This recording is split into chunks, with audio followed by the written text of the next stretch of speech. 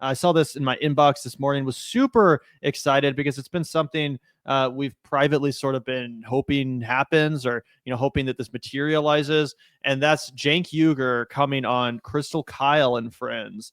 As it says here, some of you remember a debate between Krystal and Cenk Uygur on the topic of Trump's commitment to populism. Would Trump be a populist in office? You can watch that debate here and get our perspectives on the matter as Trump prepared to re-enter the Oval Office. And I don't know if you remember that debate, Zach, but we watched it at the time. We reacted to it at the time.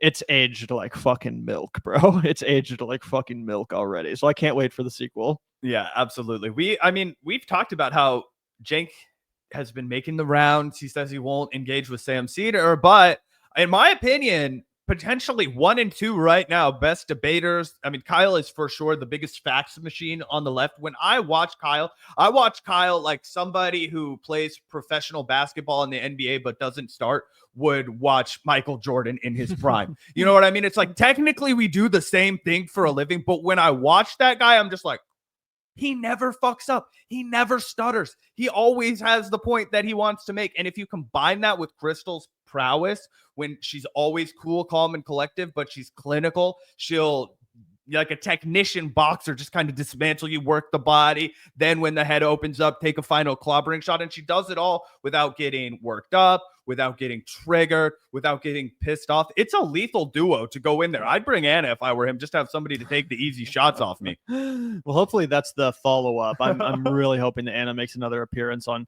KKF at some point as well. But yeah, I am looking forward to this. I guess we can read the rest of the announcement. But yeah, you can watch that old debate on Breaking Points from 6 months ago. Now, 6 months later, the Trump administration surpasses itself in corruption, cruelty, and the destruction of deeply important federal institutions. In this follow-up debate, 6 months in to the second Trump administration, we consider how the new info we have on a second Trump admin changes the perspectives we had in January before he re-entered office. Have things changed?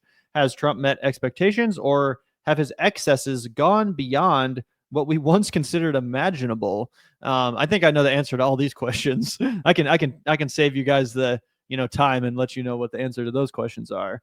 But you can watch the debate as a paying subscriber when it releases as a full video on Friday. Everyone else, tune in and listen to the podcast via Spotify, Apple Podcasts, Pandora, and more when the episode releases on major streaming platforms Saturday. See you soon. So super excited for this. As I mentioned at the beginning of the episode, I'm going to be in Chattanooga, Tennessee for the next 3 days, attending the world premiere of my film, No Clip 2. But as soon as I'm back, Zach and I will 100% be reacting to this, breaking it down, and watching with a lot of pleasure, because this is a conversation that really needs to happen. Obviously, Krystal and Kyle, they have more of a history of they have more of a relationship with Cenk. They have more of a friendly experience with him, I guess you could say. So I think that it's a good thing this debate is happening, and I will continue to give Cenk credit, unlike Ana, for actually engaging with his critics, for actually going into the lion's den and responding to the criticisms from people to his left, unlike Ana, who just wants to sit next to Lindy Lee and have tampons thrown at her by various members of the PBD collective, right? I think this is a much more valuable use of your time. If you're someone like Cenk, actually trying to make sense of what's going on with people that theoretically are your allies. So very excited for this. Do you have any predictions for how it turns out?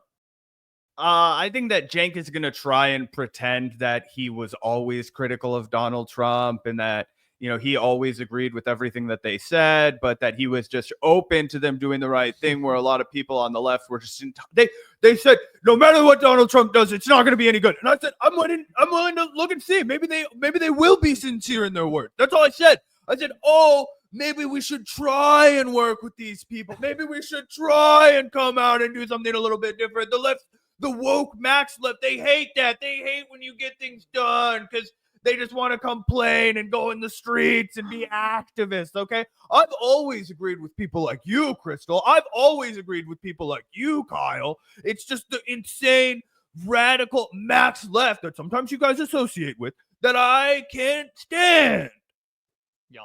That's what I think we're going to hear from him. I think you're right. Because Cenk knows he can't outsmart Krystal and Kyle. Like, it's not like he's going on some show with just like some normie who he can kind of, manipulate. No, like, he knows that whatever bullshit excuse he comes up with, Krystal and Kyle can see through it. They know the game he's playing.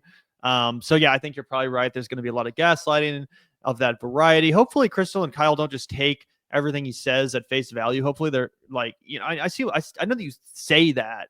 But what about all these other people's career trajectories that you've called out for being a little bit less than sincere, right? Because all these right-wing grifters are people that attempt to do a right-wing grift. They'll always cloak it in some language to make it make sense and be like, oh, this is why I'm doing it because of reasons X, Y, and Z.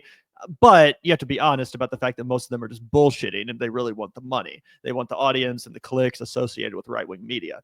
So I'm hoping that Krystal and Kyle can kind of cut through that bullshit a little bit and try to drill in on what at least I think is actually going on, or at least what Cenk and Ana tried to pull off. To whatever degree of success remains to be seen. Up until this point, it's been pretty low. Yeah, I think it's wish casting a little bit, and I would never dream of telling Krystal or Kyle how to do their fucking job. But one question I would just fucking die to hear come out of anyone's mouth as it pertains to Cenk Uygur, but really from people like Krystal and Kyle, I think it'll carry a lot more weight because they actually walk the walk that Cenk professed that he would walk, right? Which is that Kyle has never taken any kind of corporate ad dollars, because when he came up in this lane, he was like, no, we're independent media. And what independent media means is we are listener funded. Okay. Krystal Ball, they don't take any corporate sponsorships over at Breaking Points. They don't do any corporate sponsorships over at Krystal, Kyle and Friends. And I know Kyle was a trailblazer in making that a philosophy that new YouTubers were going to adopt. We largely adopted that as our show model because of the influence of people like Kyle Kulinski and people like Krystal Ball, who left the hill so that they could actually be entirely independent and entirely viewer funded, right? That was the model that they believed in. That's the model that Gavin and I believe in, right? We think it keeps us true. We think it prevents us from, being led astray because we're not money hungry. We know we're going to make our, ends meet, and we're going to do a good thing for our audience. And that's plenty.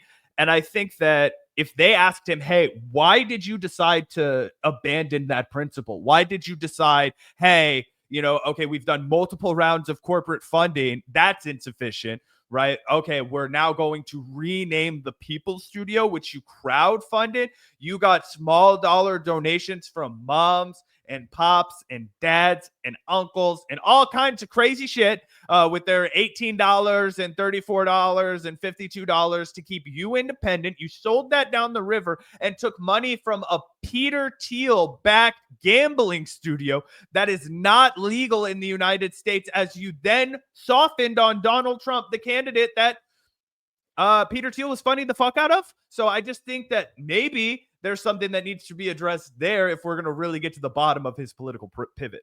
And not to mention, that was like already 5 or 6 years after getting in bed with Jeffrey Katzenberg, all of whose positions they conveniently adopted, all of his pet issues they started, adopting in the wake of that as well. So yeah, I mean, for a network that's talked about corporate money and the corrupting influence of it as much as TYT has, yeah, of course that question needs to be asked. Hopefully they get into that on KKF. Who knows if they'll have time? I'm sure that it'll be a very intense conversation. Cenk loves to bloviate. So we'll have to see what happens. But I'm super excited to watch this. Zach and I obviously will react to it as soon as I'm home, probably on the 22nd, which is my birthday. So that'll be a nice little birthday gift. Watching Krystal and Kyle open a can of whoop ass on Cenk Uygur himself. Yep. The last thing I would add about their fucking corrupt financial backings is also, I believe the guy's name is like Joe Sandberg, but he's involved with like $100 million fraud. If you guys remember the ethical banking that they were telling you guys. Wasn't it aspirational banking? Yeah, that guy is involved in a $100 million fraud in California, and they never said a dang thing about it on the Young Turks, okay? So that's 100% negligence, and that's the kind of shit that's a scam. And you guys can listen to us. We'll tell you it's a fucking scam. People offer you a lot of fucking money to do this scam. Like, we got hit up by this one corporation. I'm not going to tell you the name of them because I don't want to give them any clout, and I also don't care. But anyway, they were like, we advertise with David Pacman, and we want to put a little insert at the beginning of your video where you can tell everybody about how Medicare options and all these kinds of things, and we're interested in paying you. They wanted to pay us thousands of dollars to sell that kind of crap to you guys, but obviously we're not going to do it because it's horse shit, right? And you guys wouldn't trust us after we did that anyway. But a lot of people get desperate, they get greedy, they think about, oh, that's $30,000 that I could have had, right? That's life-changing amounts of money to have in a month for almost everyone, right? But it's like, would it make you feel good? Like, would you really, like, would your audience still be there in the same way? Cenk started to say yes to a lot more of that shit, and it cost him. Yeah, 100%. 100%. With some really cringy shit too. Like that Aspiration Bank, their whole thing was like, you know, if you open a bank account with us, we'll plant a tree. Just like a fucking parody of like a left-wing, you know, capitalist enterprise, right? In exchange for committing the sin of capitalism, we planted 2 trees on your behalf. Yep. Like, okay, well, that's a really cool product. And also shout out to Pondering Politics for the $10. Anna ducking another one. Yeah, apparently, Josiah, thanks for the super chat. And I mean, obviously, we don't know if she was invited to this debate, but Zach, do you think there's a possibility that Krystal and Kyle were like, wouldn't it be pretty cool for it to be a 2-on-2 rather than a 2-on-1? I mean, you'd think that Cenk would also prefer it to be a 2-on-2. If I was going to debate 2 people, I would ask you if you were, you know, down to come along. No, for sure. To be honest, I have no idea. It could have been just like, hey, Cenk, do you want to do a 6-month reflection on the time you came on in January? But I mean, I would imagine that they wouldn't have said no if he was like, hey, this is a 2-on-1 debate. How about we make it a 2-on-2 debate and do it panel style? I can't imagine that Krystal and Kyle would have said no. You know what I mean? Yeah. I imagine that Anna didn't want to. That's kind of hell yeah. If that happened, that would be for sure. Yeah, because like I said, as much shit as we give Cenk, at least Cenk will debate people. He will actually, you know, sit down with a critic and answer for his freaking sins. Usually it's a lot of gaslighting and a lot of gish galloping and a lot of bullshit, but at least he will sit there for like a fucking hour plus on someone else's show, you know, and fucking get into it. Anna, at this point, straight up refuses to engage with anyone on the left, not just left-wing critics, basically anyone on the left. I guess besides that Waz dude.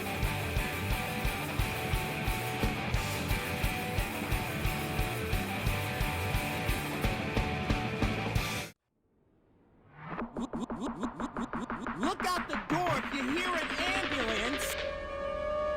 The Vanguard will be there, sir. The Vanguard will be there, sir. The Vanguard will be there, sir. The Vanguard will be there.